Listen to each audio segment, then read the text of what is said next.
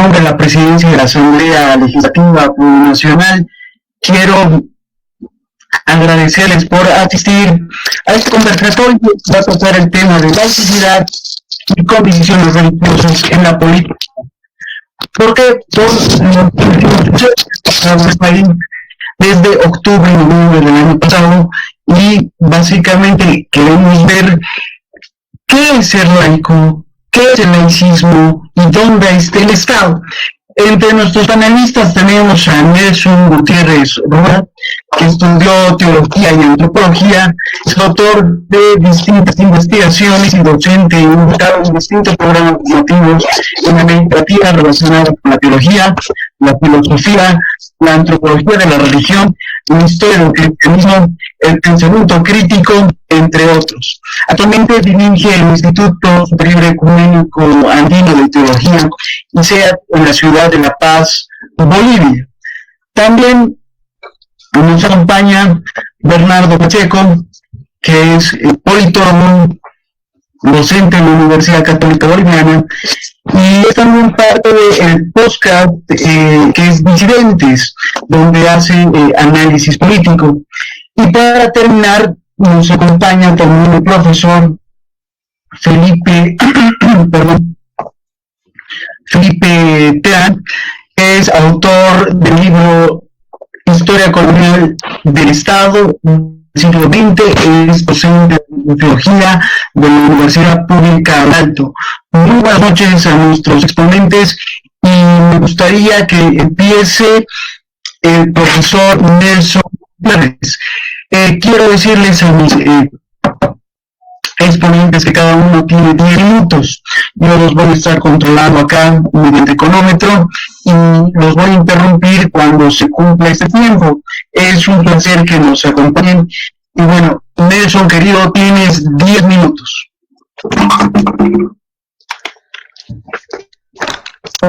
Pues tengo problema de la batería, entonces voy a utilizar solo el audio. Pido disculpas de mano, se me está acabando la batería en este momento, estoy cargando.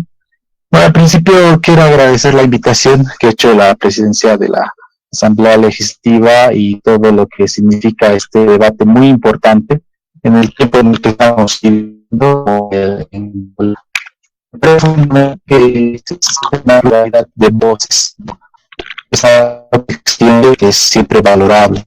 En ese sentido, mi perspectiva va a ser bastante crítica. De hecho, es algo que se ha trabajado por bastante tiempo y bastantes años. No hablaré solamente desde mi posición, sino desde todo un colectivo que está atrás de mí, que me está de una forma respaldando, que es el Instituto Superior Ecuménico Andino de Teología, que es desde los años 90 uno de los principales centros en donde se ha trabajado un... Alejandro, espera, aquí. Pepe soy yo.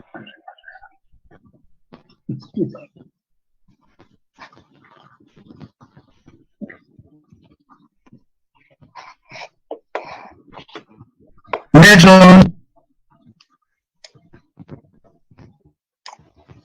Hemos eliminado a Nelson. Nelson.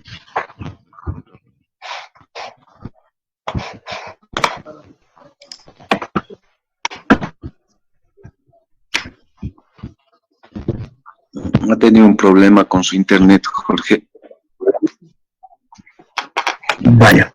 Entonces, quiero pasar con el profesor hasta que Nelson vuelva a poder conectarse con el profesor Felipe Terán. Felipe, tienes 10 minutos.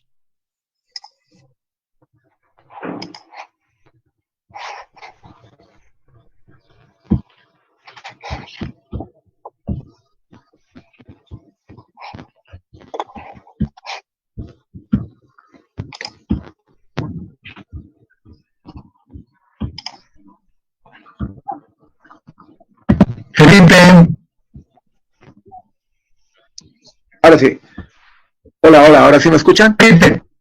Hemos tenido un programa con Nelson. Te diría, por favor, que comiences con el tienes 10 minutos. Ya.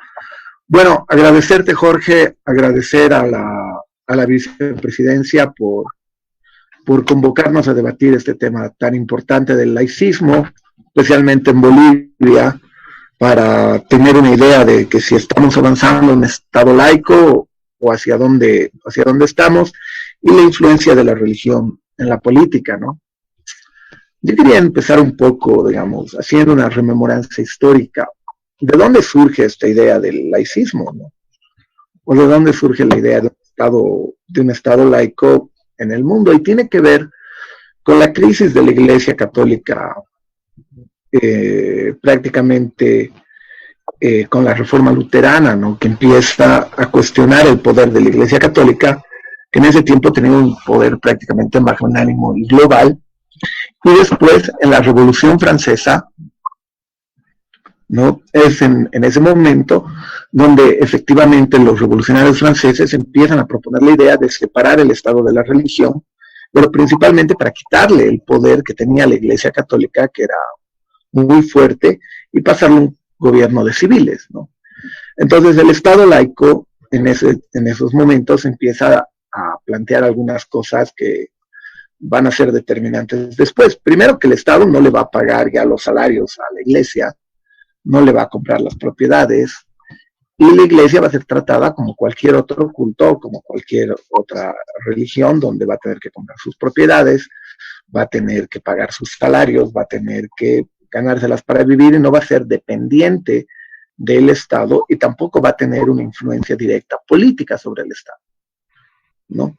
En esos tiempos de la Revolución Francesa se llegó a tal punto que había algunos que querían plantear la religión de la razón, e incluso querían cambiar las cruces de los cementerios por los símbolos de los sueños. Entonces esa idea del Estado laico parte, digamos, de esa, no solo es una separación entre el Estado y la Iglesia, sino plantea de alguna manera, marca la diferencia de poderes entre el Estado, que era un Estado civil, y el Estado que era, y la parte que era la Iglesia Católica. Lo que pasa es que en Bolivia eso nunca tuvo una marcada diferencia, ni siquiera en la creación de la República, porque prácticamente ahí se heredó la misma estructura que funcionaba en la colonia, y se trató de la Iglesia como se la trataba en la colonia, no con los mismos privilegios, con los mismos beneficios. Tal vez el único caso fue Sucre, que le expropió algunos bienes para financiar al Estado, pero después la Iglesia nunca pagó por sus propiedades en esos tiempos, estableció iglesias y por mucho tiempo vivía, digamos, a costa del Estado, ¿no? Casi, digamos, en las leyes recién de 1905 y 1906, las leyes de necesidad de reforma constitucional, y después la reforma constitucional por Ismael Montes, la primera vez que se establece en Bolivia una libertad de cultos, o la tolerancia, digamos, a otros cultos que no fuese el culto católico, ¿no? Estamos hablando ya del siglo XX, ¿no? Y después, ya en la constitución política, o sea, haciendo un salto histórico,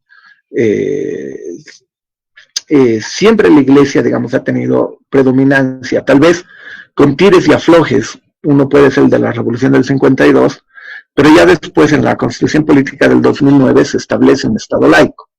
Ahora la pregunta es, si efectivamente en Bolivia existe un Estado laico, y si efectivamente la política y la teología no se mezclan, ¿no?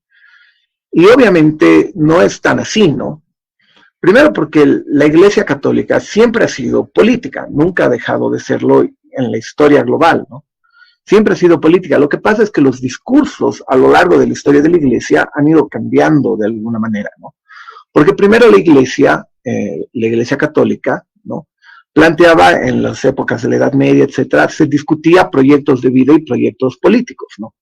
Pero a medida que fue perdiendo su influencia, esta Iglesia se fue acomodando a las nuevas estructuras modernas y fue cambiando sus discursos políticos y sus discursos de vida, de alguna manera los fueron acomodando a un discurso de valores abstractos que ya no hacían referencia a proyectos emancipatorios. Tal vez el último intento de eso ha sido la teología de la liberación, que planteó como alternativa de vida o alternativa política, ¿no?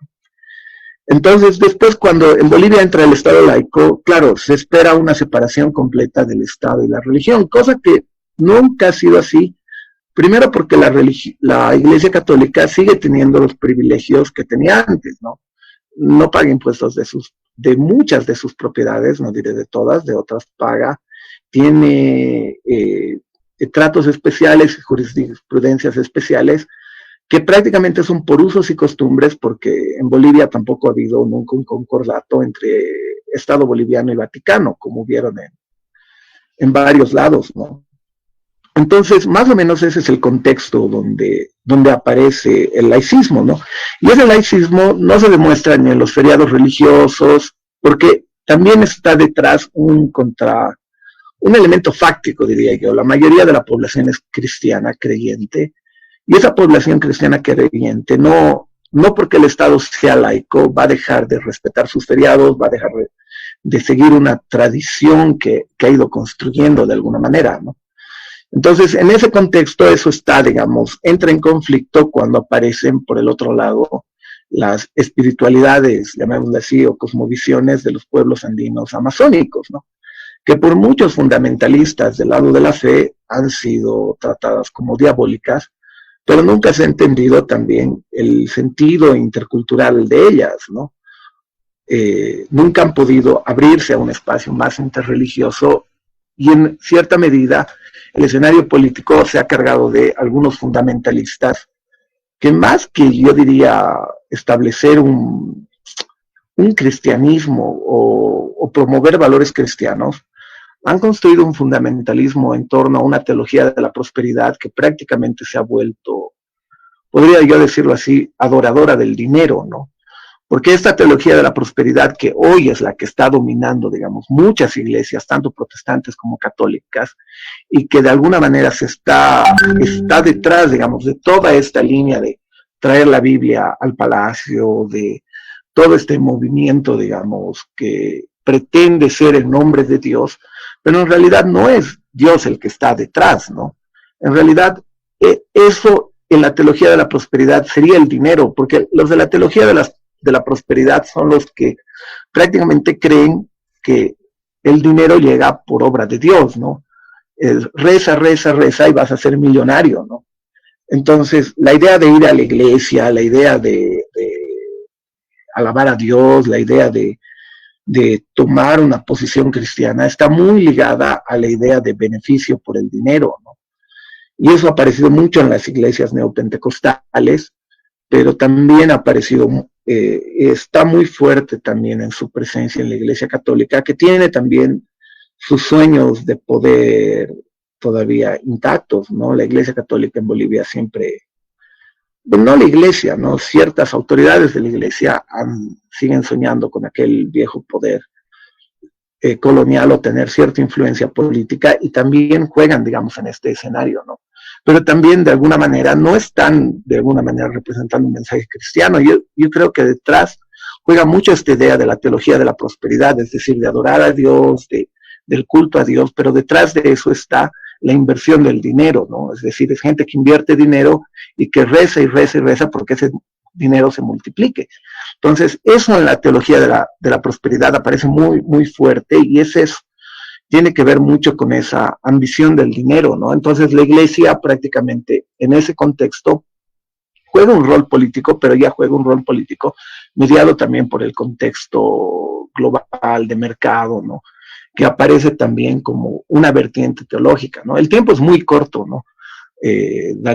Esto puede dar para extenderse, digamos, mucho tiempo, ¿no? Pero ese es un problema el cual hoy estamos atravesando, ¿no? Entonces, claro, cuando nosotros vemos, digamos, movimientos políticos como los que han sucedido en 2009, no podemos negar, digamos, la influencia de la iglesia ni la capacidad organizativa de ella, ¿no? O sea, las iglesias tanto de base, sean neopentecostales americanas o sean neopentecostales andinas, que también hay, ¿no? O de las diferentes denominaciones, incluso católica, tienen capacidad de organización, los mensajes religiosos siempre son muy fuertes, ¿no? Tienden a atender una tendencia, tienden a ser, digamos, muy atrapantes en la gente y además tienden a buscar una función legitimadora del Estado, ¿no? Cuando los poderes se encuentran, digamos, sin legitimidad, digamos, como fue el caso en noviembre. Felipe, perdón, me estás sometiendo, tienes un medio más, por favor. Entonces, claro, para cerrar, digamos, este 2009, esto de 2019, lo que vimos los últimos meses del 2019, prácticamente fue un uso de la Biblia y de la religión como un elemento para legitimar el poder, ¿no? Ante, digamos, la carencia de legitimidad de lo que es hoy llamado el gobierno de transición, ¿no? Eso para ir cerrando, ¿no? Y creo que ese es el tema de uso instrumental de la religión, ¿no? Pero eso por ahora. Después debatimos. Te agradezco mucho, Felipe. Nelson, ¿estás por acá?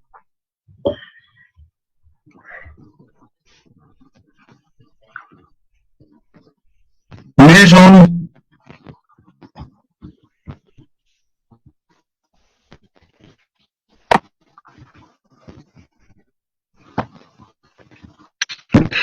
Bernardo.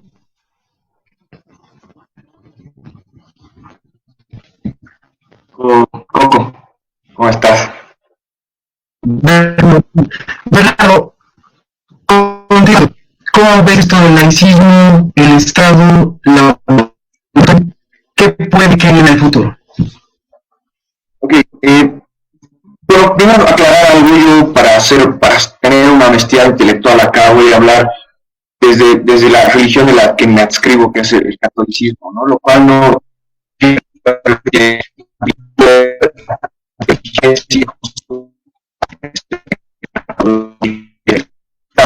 ¿no? Entonces, no se escucha.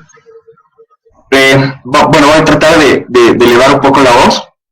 Entonces, lo que hay que ver, voy a explorar un poco el campo de lo que es esa iglesia. Y creo que cuando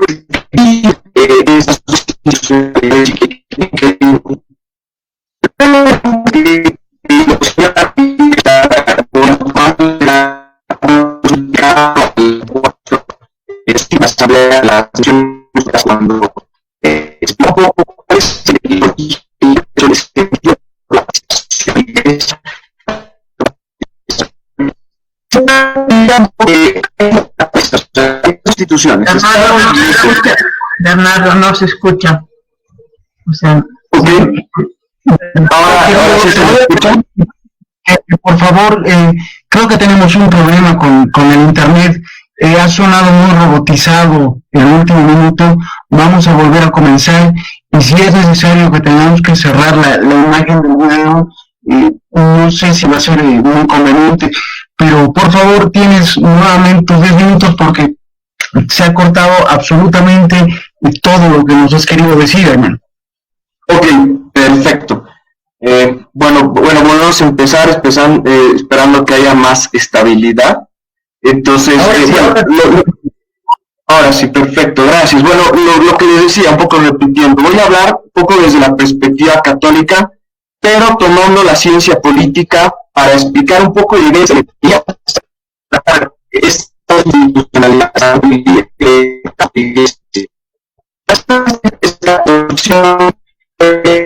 ideas que Juan Pablo II. ¿Sí? Bernardo, te voy a pedir por favor que saques el video porque se corta mucho el audio, por favor. Ok, perfecto. No hay problema.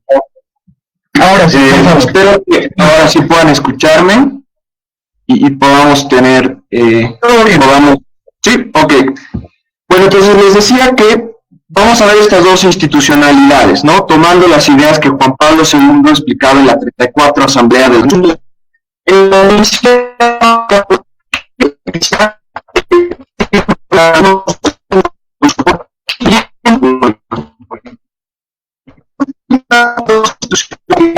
Tienen diferentes naturalezas, ¿no? El Estado con una naturaleza político-temporal y tenemos la Iglesia con una naturaleza religioso-moral. Estas dos institucionalidades tienen un fin, persiguen un fin. que el Estado persigue la seguridad y el bienestar, y la Iglesia persigue difundir el mensaje de Cristo y, vamos a decir, la salvación, ¿no? La salvación de las almas. Ese fin lo implementa sobre un sujeto. Para el Estado, el sujeto es el ciudadano, y para la Iglesia, el sujeto es el ser humano, ¿no? Y utiliza una herramienta para poder cumplir este fin. El Estado usa el poder y la Iglesia usa la herramienta de la evangelización. Entonces tenemos esa estructura institucional que nos va señalando y ya nos va planteando el panorama. Por lo tanto, se puede llegar a una conclusión un tanto lógica, pero a lo largo de la historia no ha sido tan lógica. Es que la Iglesia tiene el fin de hacer política y el Estado tiene el fin de hacer religión. Evidentemente, como explicaba Felipe, esto no se ha dado plenamente en la historia por cierta, digamos, por los signos que se dan en los tiempos y por los momentos, como se habla del Estado como una institución política temporal que ha recurrido a la Iglesia para esto. Pero al día de hoy, como la pensamos en el siglo XX, existe esta separación. Si vamos a la conexión,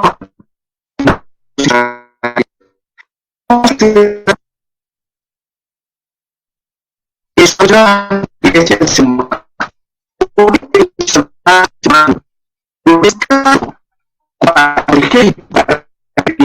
hemos dicho que es y la Iglesia Bernardo, no se escucha. Sí. ¿Aló? Bernardo, ¿me escucha? ¿Puede repetir la última frase que ahí se ha vuelto a cortar el audio, por favor? Perfecto. Lo que decía, donde encontramos la conexión entre Iglesia y Estado es en el ciudadano y en el ser humano, que son el Estado.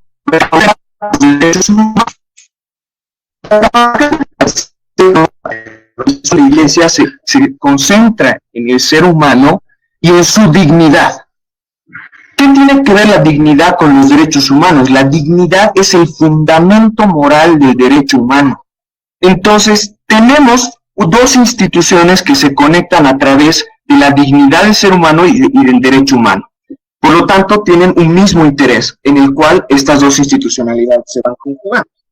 A veces, en este sentido, los estados han acudido históricamente a la Iglesia para pedir, por ejemplo, mediaciones, para pedir incluso actuaciones políticas muy concretas, dependiendo la edad en la que vayamos estudiando. Si estudiamos la Edad Media, existe una compenetración total, e incluso en los principios de muchas repúblicas a lo largo del tiempo, lo podemos señalar incluso en Bolivia. Muchos estados se han adscrito a la religión específicamente católica para establecer, digamos, una actividad conjunta.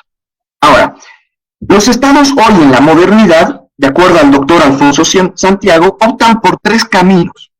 El primer camino es el fundamentalismo, en el que el Estado y la religión, el Estado y la Iglesia, estas dos institucionalidades, son la misma. Y que por lo tanto, la ley religiosa es la misma que la ley civil. Esto es uno de esos estados que se mantienen y que son opciones por las que toman algunas naciones. Entonces, la segunda posibilidad que tenemos es la de la laicidad positiva, según Alfonso Santiago, que yo me adscribo a esta posición. Es en la que el Estado reconoce que tiene que cuidar el bienestar integral de sus ciudadanos, y esa integralidad comprende muchos aspectos: el cultural, el físico, el político y el religioso, entre otros. Por lo tanto, como tiene esta perspectiva holística sobre los ciudadanos, sobre los seres humanos, el Estado tiene que precautelar también por el derecho, y ahí hablamos nuevamente, de la libertad de religión, de que los ciudadanos puedan ejercer esta libertad de religión y puedan desenvolverse en la misma, tanto en lo público como en lo privado. Eso es lo relevante, eso es muy importante, y por lo tanto no solamente tiene que precautelar eso, sino que en algunos casos, muchos estados, dependiendo de qué tipo de estado hablemos, lo van alentando. Pongamos, digamos, una comparación con un ejemplo, digamos, muy obvio, muy banal, ¿no? El Estado reconoce que los ciudadanos tienen que desenvolverse en el ámbito deportivo, por así decirlo. Entonces, no solamente regula y establece marcos para que la actividad del espacio deportivo pueda ser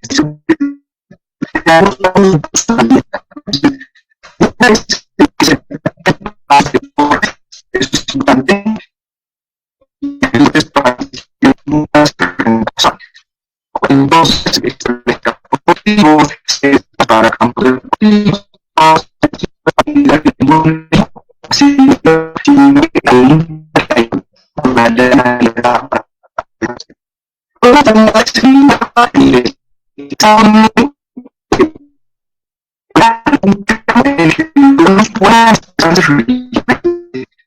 no solo esto,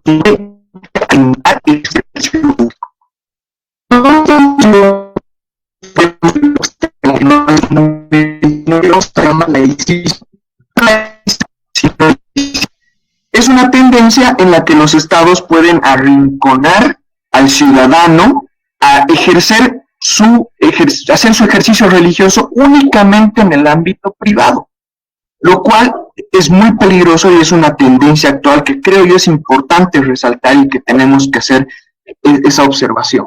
Entonces, estos se restringe al ser humano a que lo practique privadamente y lo público para la religión no existe, pero sí para otros ámbitos del desarrollo del ser humano. Creo yo que la opción más adecuada por la que se debe optar, de acuerdo a la protección de derechos humanos, al alentar el ejercicio de la libertad de las personas, es el laicismo positivo, en el que las personas ejercen la religión libremente, tanto en el ámbito público como en el ámbito privado. ¿Qué pasa en Bolivia si vamos un poquito tejiendo? El Estado laico en el último tiempo se ha visto, digamos, ha entrado en escena de debate porque los símbolos religiosos para implantar o para moverse dentro de ese campo político, ¿sí?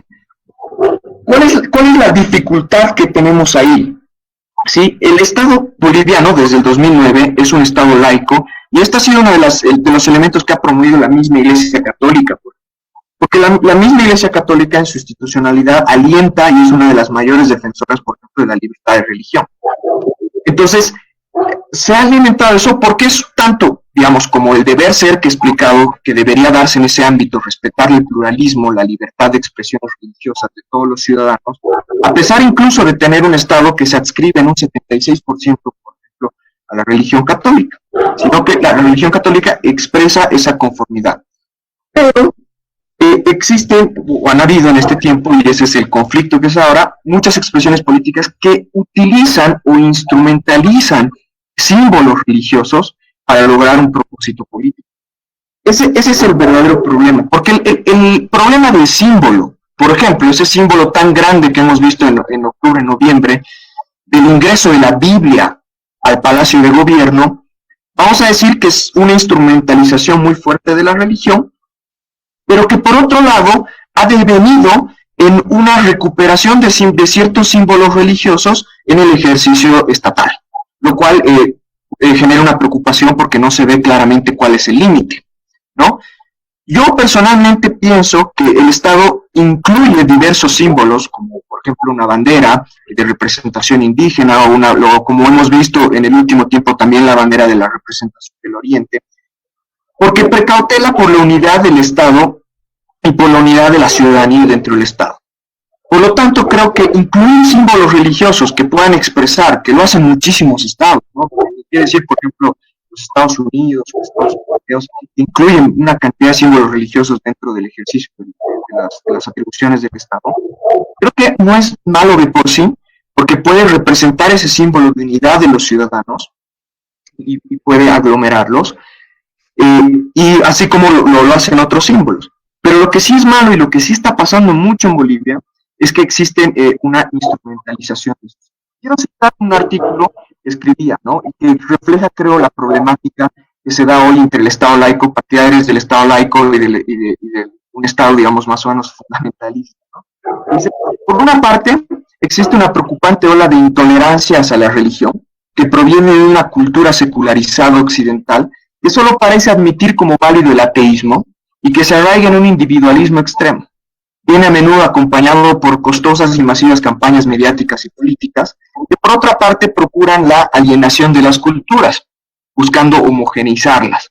Esto por un lado, vamos a decir, es como una colonización, ¿no? Y por otra, existen grupos de creyentes fanatizados que con una imperfecta comprensión del mensaje cristiano propician la confesionalidad en algunos estados. pretenden usar influencias políticas para imponer su punto de vista y en ocasiones utilizan a la religión como palanca para conseguir el apoyo de quienes comparten una misma denominación religiosa. Y ambas posturas son muestras de una extrema pobreza intelectual y de una ausencia de lógicas comunitarias, sociales y humanas. Creo yo que nos encontramos enfrascados en ese debate.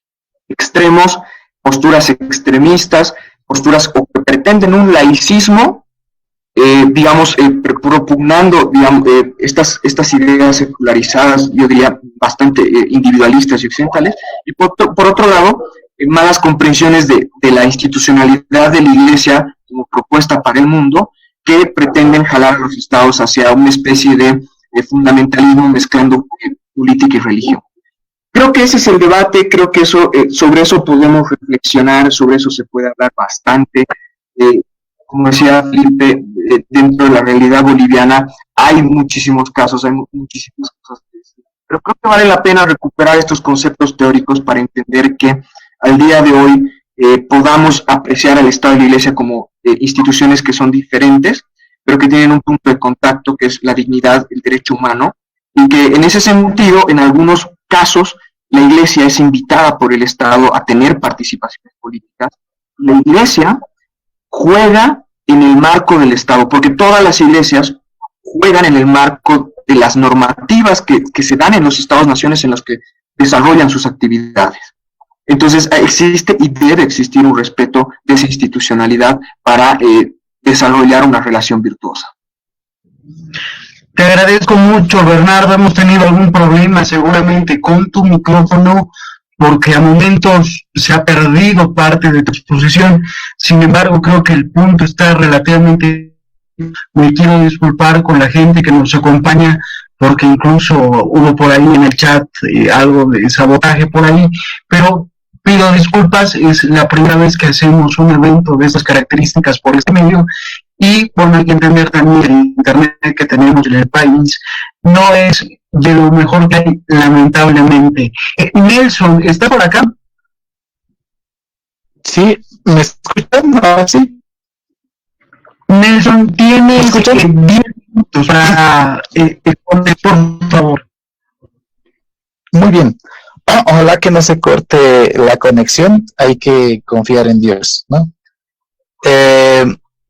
El debate sobre el Estado plurinacional y el Estado laico, ese es el debate de fondo, me parece, ¿no? A mí me parece realmente problemático. Es un problema creer, por ejemplo, que solo existe la Iglesia Católica en Bolivia, ¿no? Y cuando digo esto, por ejemplo, ¿cuántas personas saben cuántas iglesias hay en Bolivia? Es a veces muy paradójico que tenemos un Estado plurinacional en los términos, pero no reconocemos la pluralidad que hay religiosa, ¿no? Otro error me parece a mí muy importante remarcarlo ahora, intentando un diálogo, obviamente respetuoso con las personas que me han antecedido, es creer que la misma Iglesia Católica quiera ser ella misma representada como una iglesia. Antes bien, me parece que en muchas ocasiones aparece como representada por un Estado, ¿no? El Estado Vaticano, y eso le ha creado una ambigüedad jurídica por todos estos años, siglos. Y en realidad, desde que se ha construido en 1851, se ha firmado el primer concordato, que es el primer concordato de América Latina, que se solo hace en Bolivia, con el Vaticano, y que si uno va al documento histórico, lo pueden revisar, está en el internet, se darán cuenta que prácticamente nunca se ha cumplido, ¿no?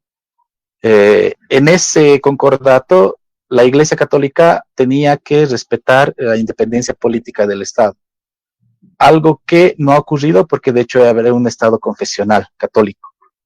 La Iglesia Católica promueve la libertad religiosa, escuché decir, y eso realmente me parece complicado de tomarlo. Yo diría, me preguntaría solamente, ¿no? Si realmente ella promueve la libertad religiosa, ¿por qué no la cumple? Porque es la primera institución que no cumple la libertad religiosa. A eso justamente voy a llegar, porque tenemos ya una ley de libertad religiosa. Ha costado mucho trabajo y en la cual la Iglesia Católica no ha querido entrar, porque la Iglesia Católica cree que no es igual a las otras iglesias. Así de simple. Aunque en la constitución política del Estado actual en el artículo 4 sería que el Estado es independiente de la religión. Por ende, tendría que ver a todas las iglesias por igual. Y es algo que no está ocurriendo, ¿no? Algo que la misma Iglesia Católica no ha querido reconocer. Me preocupa bastante el desconocimiento que nosotros mismos tenemos de la Iglesia Católica. Que no, me parece que eso no se va a subsanar solamente con acudir a ciertas teorizaciones abstractas que no tocan realmente lo que ocurre en el panorama religioso en Bolivia. La Constitución Política actual, ¿no? El artículo 4, dice: el Estado respeta y garantiza la libertad de religión y de creencias espirituales de acuerdo con sus cosmovisiones. El Estado es independiente de la religión. Notarán ustedes que no hay en ningún momento que se mencione el término, el concepto laico. Y esto no es casualidad. Bolivia, y esto es fundamental entenderlo, que el Estado plurinacional, tal cual está planteado, es el único en su formato que permitiría, por ejemplo, una ley de pluralidad religiosa, una convivencia religiosa. Eso permitiría un Estado plurinacional. El proceso, por ejemplo, para la aprobación de la ley de libertad religiosa en Ecuador duró casi 10 años y no se pudo aprobar. Quedó en el tintero, con muchas versiones, que también la pueden encontrar en el Internet. Ellos proponían justamente una pluralidad religiosa, una convivencia religiosa, pero no tenían un Estado plurinacional de base. Solamente Bolivia, y ustedes tendrían que ahí diferenciar entre los estados occidentales y los estados asiáticos, entre ellos la India, donde en Occidente obviamente se separa por el fenómeno de la secularización, se separa la religión de la cultura, se separa la religión del Estado, se separa la religión de la política. Y en ese sentido a mí me parece muy importante que tenemos que primero profundizar qué es el Estado plurinacional, para poder entender justamente qué significaría un Estado laico en sentido del Estado plurinacional. Yo he trabajado bastante años este tema y me he tenido que discutir con varios pastores y con mucha razón muchos pastores enojados veían la Constitución y decían, claro, hay una parte ahí en la Constitución, justamente en el artículo 30 de los derechos de pueblos indígenas, que promueve la espiritualidad de los pueblos indígenas. Entonces me decían los pastores, ¿cómo es que dices Estado laico pero a la vez promueves la espiritualidad? Es que tiene que ver con el carácter de Estado plurinacional.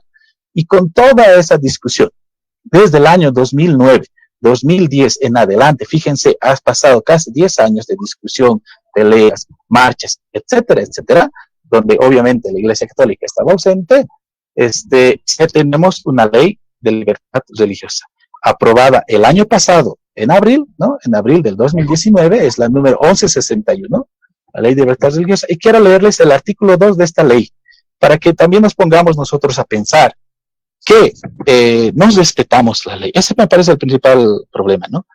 Artículo 2 de la ley de libertad religiosa boliviana, ¿no? Del Estado Plurinacional de Bolivia. Reconocer y respetar la libertad de religión y de creencias espirituales de acuerdo a sus cosmovisiones, de culto, de conciencia y de pensamiento, con la finalidad de promover la convivencia pacífica y coexistencia de diversidad de religiones y de creencias espirituales en el Estado Plurinacional de Bolivia.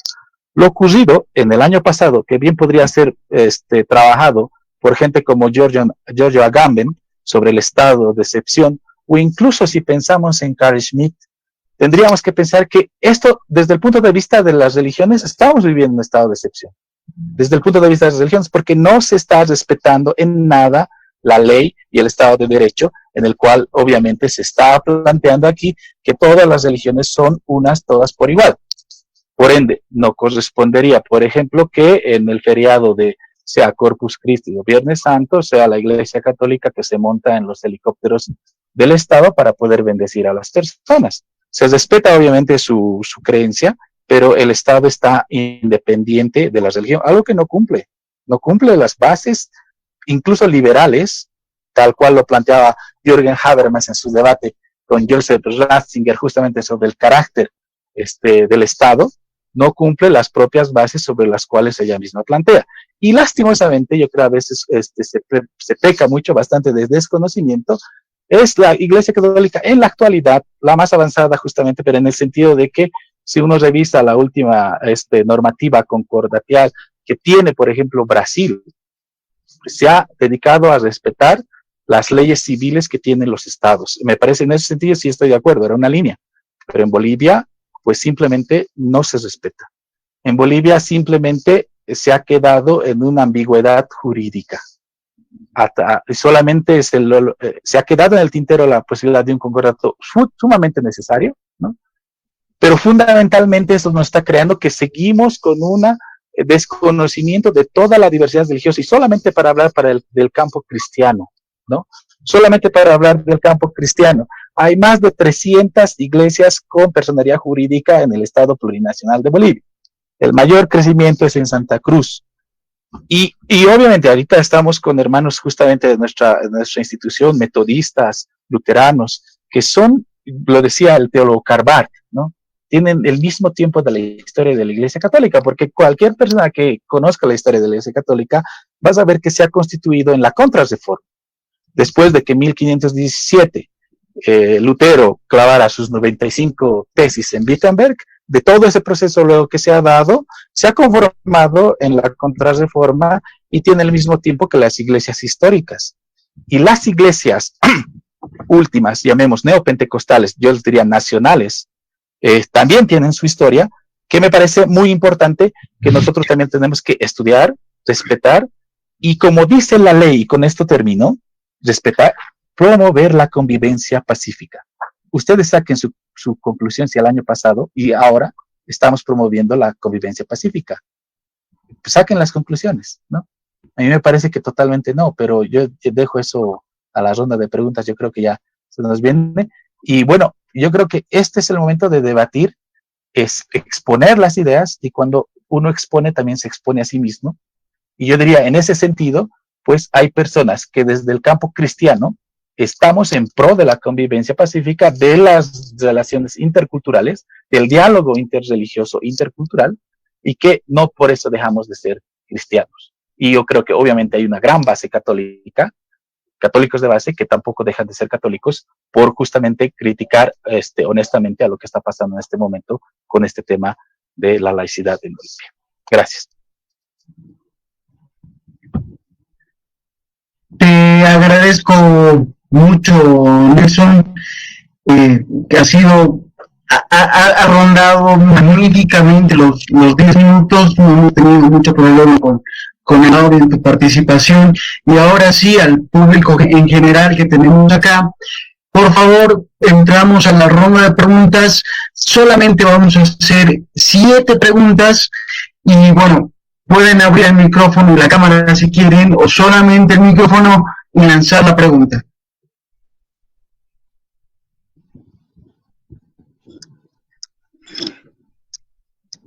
Hola, ¿me oyen? ¿Se puede? Aló, Jorge, ¿se puede? Desde Santa Cruz estoy hablando. Un gusto, Pepe. ¿Cuál es tu cuestionante? Hola, mucho gusto. Parece que ahora yo tampoco tengo bien el audio. Si me oyen, lo que quería aportar, me ha gustado bien de todos, pero yo diría especialmente el último, Nelson, cuando habla de esa pluralidad. Yo también diría que no olvidemos, dentro de la Iglesia Católica, la pluralidad católica. O sea, no quiere decir que porque el Papa que citaron, a Juan Pablo II, o quien se haya dicho algo, mucha gente, muchos, miles, no comulgan con eso. Solamente como detalle, creo que se ha olvidado mucho dentro de lo que es la religiosidad popular y la religiosidad indígena o andino-amazónica, que eso lo recogieron el año pasado en el sínodo que hubo sobre el tema de la Amazonía. O sea, se ha olvidado mucho. Yo, para no alargar tampoco, si hay más preguntas, recordando un poco lo que yo he vivido personalmente en el altiplano boliviano. En los años 70, el deseo de tener una Aymá, la ordenación de diáconos y maras casados, todo esto ha sido intentos para que haya una religiosidad católica diferente, no solamente la de estatutos, la del derecho canónico, sino una religiosidad popular, que responda a las necesidades del pueblo. Años 70, 73 se ordenaron diferentes diáconos en la parte de Jesús de Machaca, y pasando 40 años después con el encuentro andimasónico, recordamos también que Francisco, el Papa actual, promueve para la masonía un laicado autóctono y bien formado, y promueve pluralidad de ministerios locales. Es decir, va aceptando cada vez más, no es un solo enfoque de la Iglesia Católica, sino que hay diferentes enfoques, y porque se trata de responder a las necesidades de la población. Por ahí iría ahora el político y la Constitución, pero creo que lo fundamental es la respuesta al pueblo. Te agradecemos mucho, Pepe. Oscar nos ha pedido la palabra. Oscar, ¿estás por acá?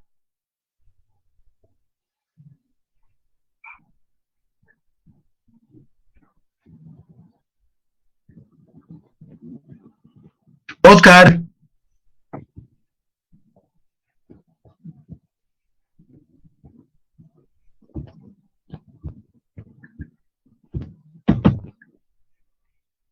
Oscar.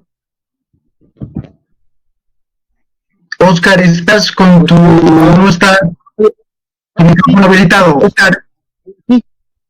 Ahora, porque Sí, Oscar, hay problemas de... Ahora sí, creo que se me escucha, ¿no? Se te escucha, Oscar. Muy bien. Desde Oruro aquí comentarles algo que me parece muy importante, ¿no? No tenemos que olvidarnos que las prácticas religiosas de muchas de nuestras comunidades articulan dos cosas desde mi punto de vista. Lo católico, lo vivencial católico, pero también lo vivencial desde las comunidades, ¿no? Esto yo lo he podido percibir en Macha, por ejemplo, ¿no? Cuando tú vas a la fiesta de la Cruz el 3 de mayo, no creo que haya habido este año, pero en anteriores gestiones, la gente va y lleva la cruz a la fiesta de la comunidad, pero además va a escuchar la misa y después se dedica a una práctica religiosa completamente propia de ellos. Entonces yo creo que también se tiene que terminar de entender que este diálogo interreligioso no solamente parte desde las mismas instituciones como tales, ¿no?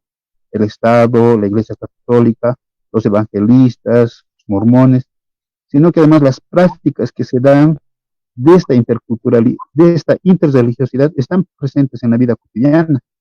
Uno va a la misa, digamos, un domingo, y el martes o viernes está yendo a celebrar una práctica religiosa andina, yendo a chayar, yendo a la Pachamama, haciendo coas.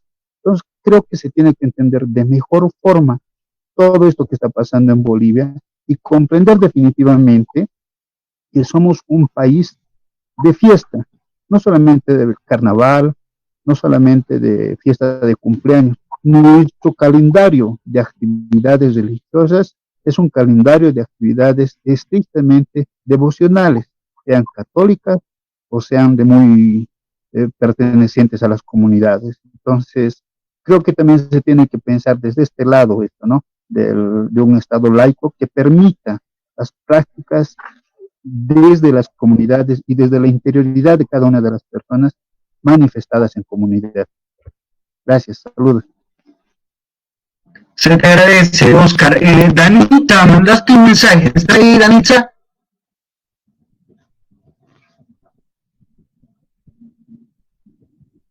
¿Cómo hago para hablar? Danita.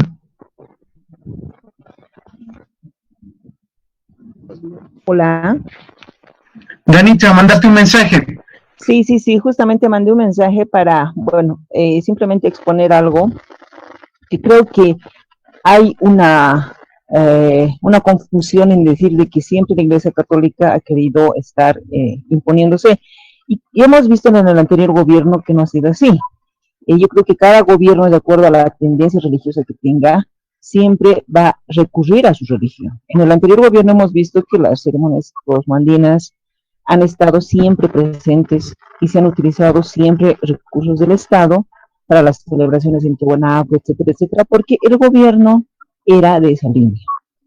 Y como les puse, ¿no? Si tuviéramos un gobierno evangélico, mormón, etcétera, con seguridad que vamos a seguir viendo eso.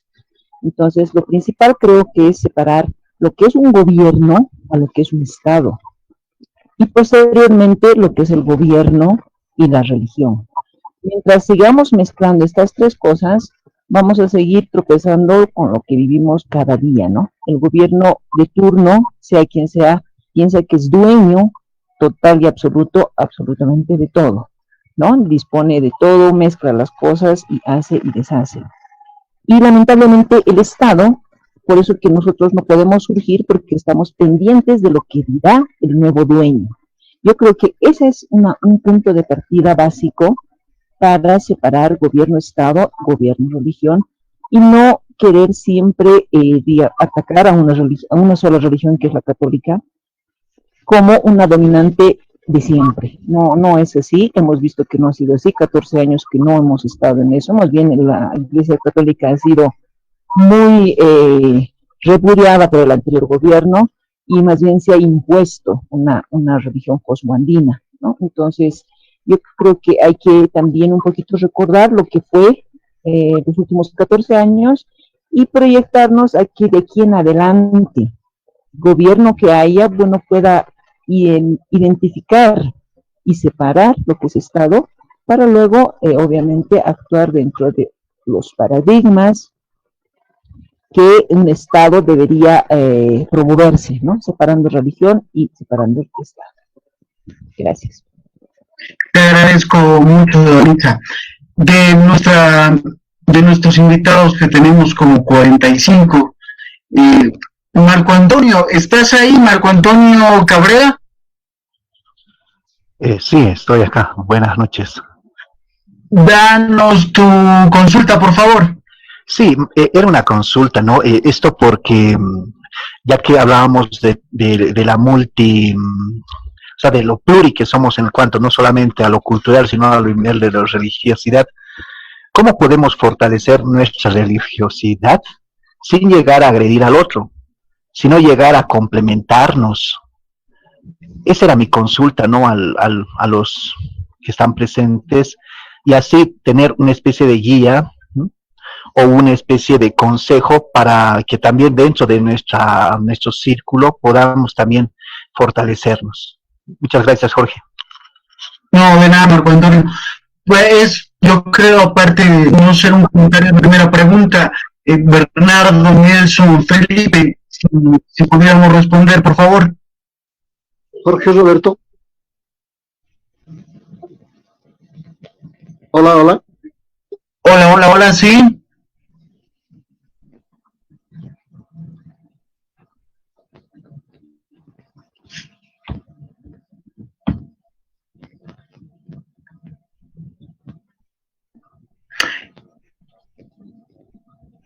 Jorge Roberto. Hola, sí, me escucho.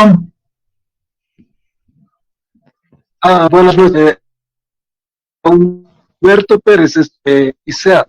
Yo quería decir que en esa diversidad de creencias religiosas que hoy tenemos y siempre tuvimos en Bolivia, yo creo que lo mejor es respetarnos entre todos. Yo creo que en ese marco de respeto podemos caminar todos juntos, del otro. Yo creo que el marco de respeto nos va a llevar a un buen término, porque hoy parece que muchos nos inclinamos el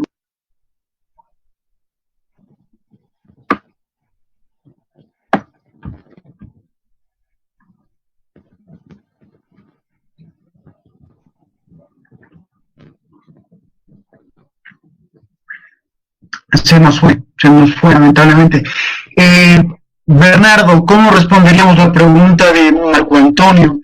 ¿Cómo hacemos para fortalecer nuestra religiosidad sin llegar a agredir al otro? Gracias, Roberto. Sí. Bueno, yo pienso que hay diversas herramientas, ¿no? se ha planteado, hay dos herramientas concretas que se han ido trabajando, que son el diálogo interreligioso, que cada vez se hace más patente, cada vez se hace más necesario, diría yo, y se ha ido propagando, se ha ido extendiendo este diálogo para poder volver a encontrarnos, digamos, entre religiones. Religiones como, por ejemplo, haber visto hace poco líderes del Islam, junto con líderes del judaísmo, líderes de la Iglesia ortodoxa, y líderes de la Iglesia católica, que pueden establecer ciertas conexiones, ¿no? Las visitas que puede hacer el Papa Francisco parten de eso. La otra gran herramienta, creo yo, es el ecumenismo. Este ecumenismo que en muchos casos ha sido rechazado, ¿no? O sea, hay diversas, digamos, denominaciones cristianas que han llegado a rechazar el ecumenismo, pero pienso que se establece como una herramienta que hay que alentar. Ahora, ¿de dónde parte? Creo que para estas dos herramientas, para la utilización de esto, creo que el reconocer la naturaleza del ser humano como una naturaleza que está rota, digamos, que es lo que plantean las mismas iglesias o las diferentes denominaciones, es realmente muy importante. Leí en algunos de los documentos de la iglesia este reconocimiento de decir, todas las religiones, por la naturaleza de la religión, como habíamos hablado de lo religioso, de lo moral, tienen algo que decir, todas tienen algo que aportar al descubrimiento de la verdad del ser humano, que hay que reconocer que tiene un principio y un fin común, o sea, reconocer la igualdad de los seres humanos y reconocer que todas las religiones a lo largo de los siglos han podido ir descubriendo esta verdad, esta esencia de naturaleza humana, ¿no? Entonces parte de ahí, parte del reconocimiento del otro como alguien que conserva un discurso que es totalmente válido y que a partir de esos discursos válidos se pueden construir cosas conjuntas, ¿no? Entonces, reconocer, pienso yo, el establecimiento del diálogo reconociendo el discurso del otro es realmente fundamental. Y creo que es la base de estos dos herramientas, diálogo interreligioso y ecumenismo, que se pueden fortalecer sin monopolizar el discurso en cualquiera de las dos, ¿no? Felipe, sobre la misma pregunta. Sí, bueno, yo creo que hay que poner un punto, ¿no? Es que ser cristiano y tener una espiritualidad no es contradictorio, ¿no? Desde el fundamentalismo se lo ve así, como dos cosas que van por un lado distinto, pero en realidad en la práctica, hoy vemos muchas denominaciones, por ejemplo, metodistas o pentecostales que tienen sus iglesias en las comunidades, y en esas comunidades tanto tienen una espiritualidad andina, pasan mesa, tienen ritualidad, pero al mismo tiempo son cristianos, ¿no? Entonces creo que cuando el fundamentalismo es el que más genera odios, ¿no? Y eso es contra aquel fundamentalismo de todas las, digamos, religiones contra el que hay que luchar. Y eso va a permitir dos cosas. Primero, reconocernos más humanos, ¿no? Porque como humanos en realidad no son contradictorios, sino lo que pasa es que a veces creamos demonios en nuestras cabezas, ¿no? Y esos demonios en nuestras cabezas son los que nos llevan a enfrentarnos unos a otros. Y eso es lo que hay que evitar, ¿no? Y eso tiene que ver un poco también con lo que hablábamos, ¿no? El tema del ecumenismo, como bien decía Bernardo, y el tema del diálogo interreligioso es fundamental, pero creo que ahí también ese diálogo interreligioso es posible entendiendo que las religiones en sí no son contradictorias, ¿no?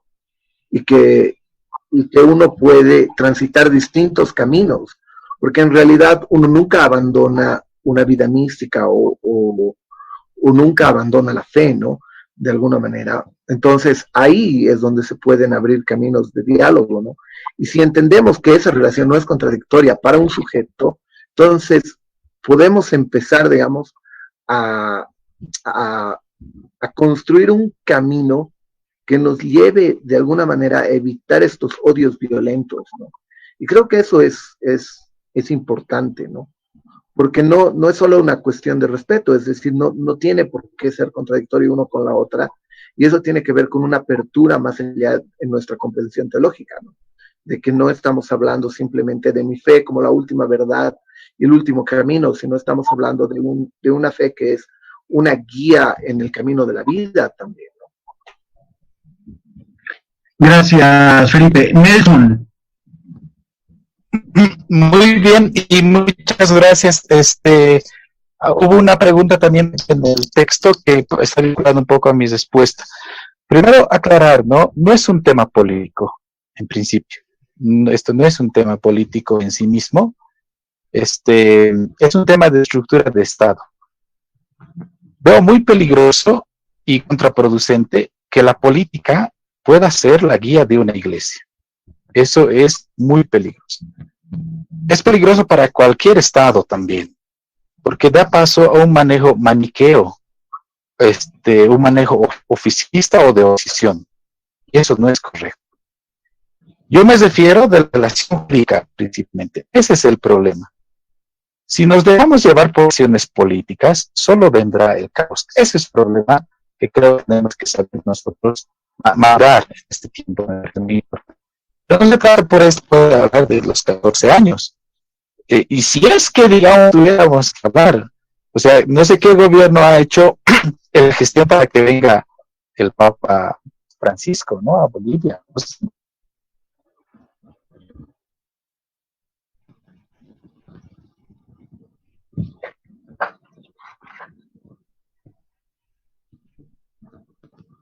Qué pena, Nelson, se ha cortado tu discusión. ¿Me escuchan? Sí, estoy he vuelto.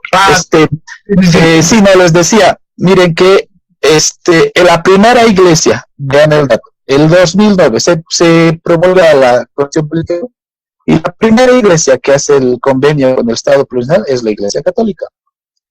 No hay iglesia máutica, digamos, no hay iglesia que haya habido, pero bueno, al margen de eso, no llevemos a la política, ¿no?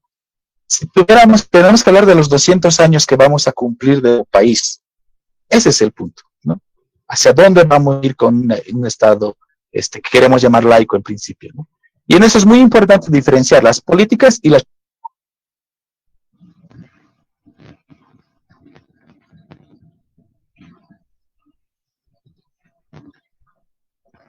Al parecer la señal en internet nos está jugando una mala pasada.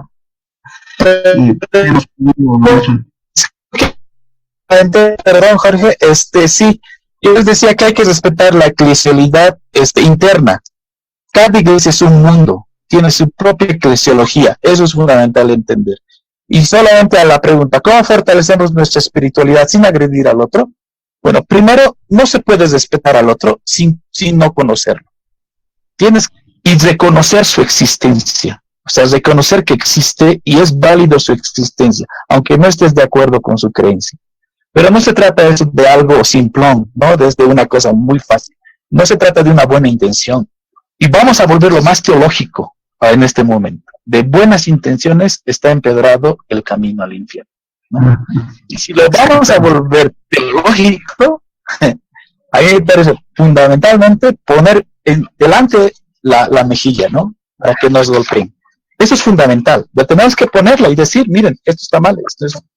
Y realmente aceptar, obviamente, las críticas, respetar, obviamente, respetamos todo. Y de hecho, la Iglesia Católica es un gran valor que tiene Bolivia. Pero realmente necesitamos las otras iglesias que dejen que por lo menos también nosotros existamos, por favor.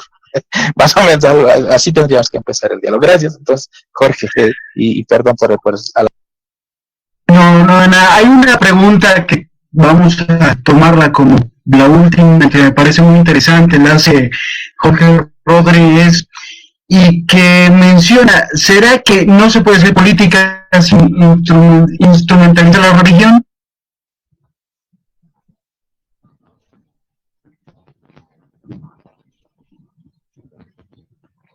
¿Felipe?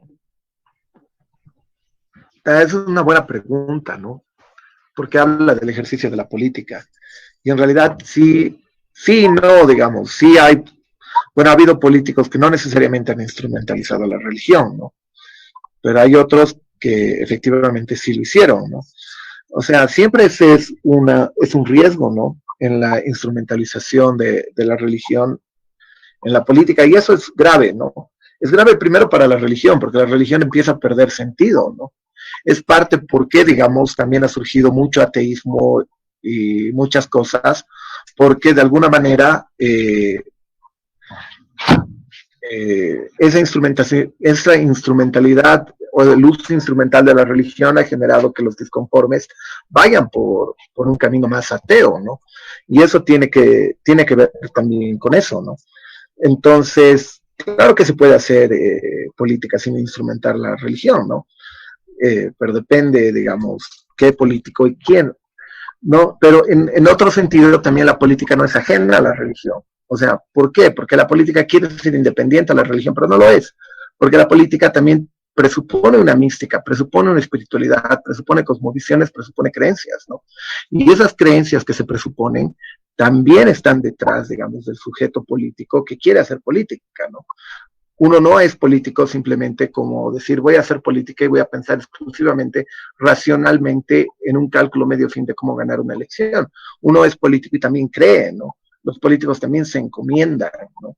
También de alguna manera juegan ese rol, ¿no? Entonces la práctica política tiene un componente teológico, tiene un componente religioso, pero otra cosa es instrumentalizar eso, ¿no?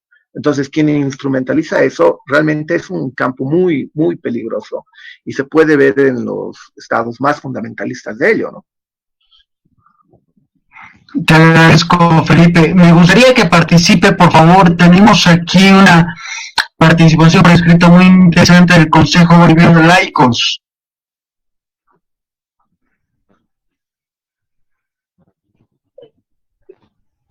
¿Aló, me escuchas? Te escuchamos, te escuchamos. Muchas gracias, mi estimado, por darme la palabra. Antes que nada, agradecido por este espacio que se nos brinda a todos como ciudadanos y por ende también creyentes desde sus propias posturas. Siento yo que fundamental como hijos e hijas de un solo Dios, porque eso yo tengo la certeza, todos somos hijos e hijas de un solo Dios, más allá de abanderamientos de la comunidad. De verdad, siento que debemos apuntar hoy en día, es decir, como cristianos debemos ser coherentes en la profesión de nuestra fe. Y ser coherentes en la profesión de nuestra fe es tener la capacidad de la apertura al otro, de reconocer al otro que piensa distinto a mí, aceptándolo con sus virtudes, con sus defectos, con sus potencialidades, y no tanto mirar el pasado, ¿no? Porque a veces ese es uno de los factores que nos dejan fortalecer el ecumenismo dentro de un Estado, y sobre todo el nuestro, que es un Estado laical. Y queremos sacar a la luz factores negativos, que es parte del crecimiento de toda sociedad, de todo grupo religioso, y nos vienen a apuntar a lo que implica de cómo nosotros, desde nuestra vida comunitaria, desde nuestra propia iglesia, ya sea católica, protestante, evangélica, mormona, indígena, somos coherentes en lo que profesamos, en lo que vivimos, ¿no?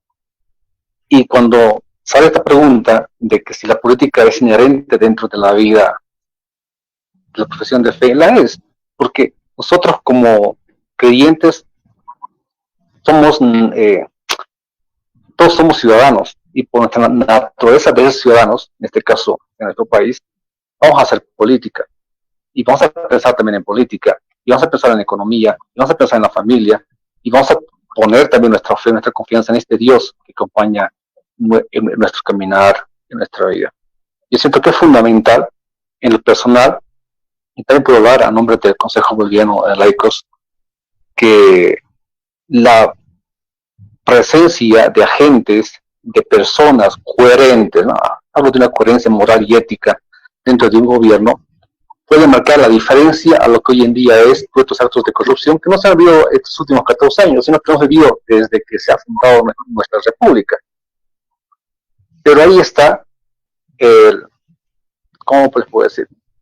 La acentuación en la que nosotros, como creyentes, según nuestra propia concepción de fe, vivimos lo ético, lo moral, cuando, por ejemplo, usted se llega a un cargo de una función pública. Y cuando se habla de poder ver el temor de que se pueda politizar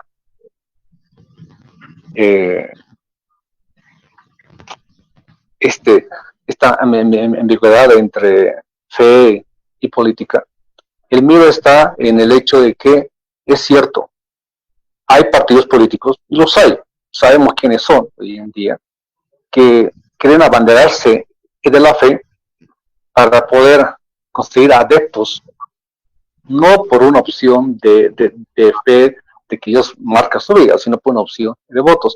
Y es ahí donde nosotros, como laicos, porque todos somos laicos, todo bautizado es un laico, hace la diferencia de cómo apoyo o no, o es parte activa también de este proceso político y de este proceso de fortalecimiento de nuestra iglesia, ¿no?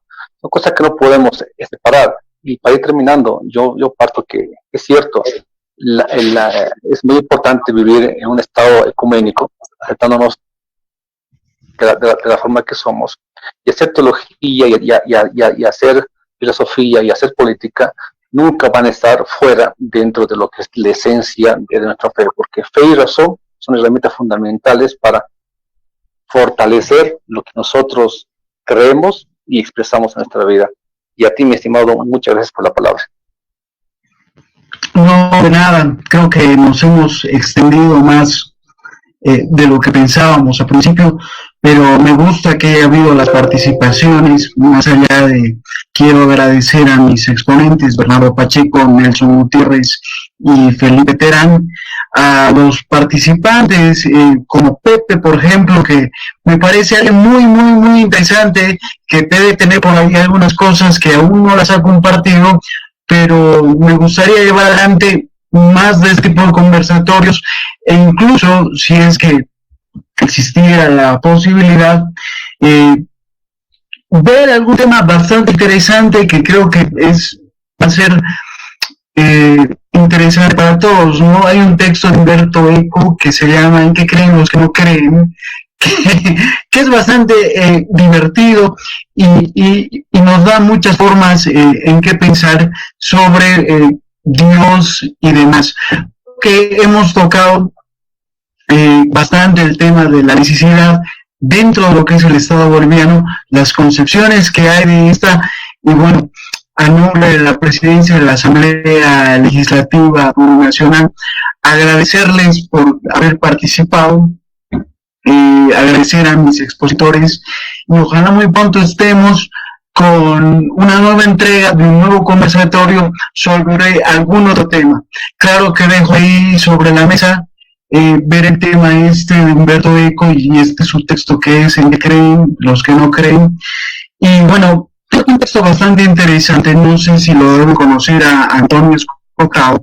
Este es el primer tomo, es Jesucristo sacando los mercaderes del templo, que se llama Los enemigos del comercio, que lo estamos empezando a leer por acá, y que te habla de la historia moral de la propiedad, cómo el cristianismo en un principio tenía un cierto sesgo de pobrismo, pero ya después con Salamanca y demás, deja de lado algunas cosas bastante irracionales del cristianismo primitivo, que ojalá un futuro podamos tocarlo igual por este medio. Agradecido con todos, hemos tenido alrededor de 48 participantes, ha sido un honor que nos acompañen y ojalá hayan podido sacar lo más positivo de este pequeño conversatorio. Lamento que la señal de internet nos haya jugado al principio una muy mala pasada, en especial cuando Bernardo Pacheco hacía una exposición más que interesante, y bueno, el tema de Nelson también, que tuvimos problemas con la conexión de internet. Esperemos que con los siguientes conversatorios que vayamos a tener no tengamos ningún problema al respecto. Mucha de la gente que está participando tiene mi número de teléfono porque estaba en la invitación, y si tienen algún tema que quieran llevarlo a cabo mediante este medio para que lo podamos tocar el próximo mes, pues llámenme con la mayor confianza posible y así coordinamos. Quiero agradecer al profesor, los profesores Felipe Terán, Bernardo Pacheco y Nelson Gutiérrez por habernos acompañado esta noche. No sé si quieran cerrar con algo, un comentario cortito, por favor. Bueno, de mi parte, despedirme, agradecer también. Realmente es un tiempo muy complicado que estamos viviendo y yo creo que las bases están en esta ley de libertad religiosa. Tenemos que buscar la convivencia pacífica, es fundamental. Y en ese sentido, bueno, pues sigamos adelante y yo creo que es fundamental que empecemos a dialogar estos temas y felicitarte, pues, Jorge, por el trabajo que has hecho iniciando esto y que sea con un buen augurio, digamos, para aquí adelante. Lo que estás haciendo me parece muy importante. Y despedirme y agradecer la participación de todas las personas que han estado. Bien, hasta luego. Te agradezco mucho, Nelson. Bernardo. Gracias Jorge por el espacio. Simplemente cerrar haciendo una pequeña reflexión. Y creo que en todos estos debates siempre hay que poner la vista en el hombre, en el ser humano, ¿no? Creo que tiene que ser la matriz de todos estos debates, el hombre, su dignidad, para que los podamos ir desarrollando, ¿no? Y del hombre que emergen, digamos, todas estas dimensiones, las que hemos tocado hoy, política y religión. Y si yo estoy seguro, si ponemos el foco en esa realidad, en esa dignificación del ser humano, creo que el camino no puede ser equivocado, sino que vamos a encontrar que tanto la religión va a respetar el ámbito político en el que se desarrollan los seres humanos y la política va a respetar el ámbito religioso en el que nos vamos desarrollando, y así vamos a tener una relación virtuosa que nos va a engrandecer como ciudadanos, como sociedad, como personas. Y evitar lo que se habla, ¿no? O sea, estos extremismos. Creo que la sociedad de hoy nos impulsa tanto a ciertos fanatismos que nos hacen mezclar las cosas, como a ciertas negaciones, que vamos a decir, digamos, en este caso, ciertas perspectivas secularizadas, que niegan la realidad o una dimensión religiosa, que también son muy, muy peligrosas. No hay que, creo, caer en esos extremos y hay que siempre iniciar diálogos reconociendo que existen muchos grises en ese tamiz, en ese matiz, digamos, que vamos a encontrar. Gracias, Jorge, por la invitación, gracias a todos por la atención. Te agradezco mucho, Bernardo. Felipe. Bueno, Jorge, un gusto haber participado aquí. Realmente es muy importante estas iniciativas para empezar a dialogar, a discutir y a plantearnos estos temas, que para mí es importante, ¿no? Como reflexión final, creo que es un camino largo el que tenemos que seguir caminando para buscar un mundo mucho más interreligioso, ¿no? Un mundo también mucho más ecuménico, ¿no? Y poder de alguna manera construir ese camino también de Cristo, ¿no? Que era ponerse en el lugar del otro y pensar por los más excluidos, por los pobres, por los marginales, ¿no? Que creo que es algo que tampoco debemos olvidar, ¿no?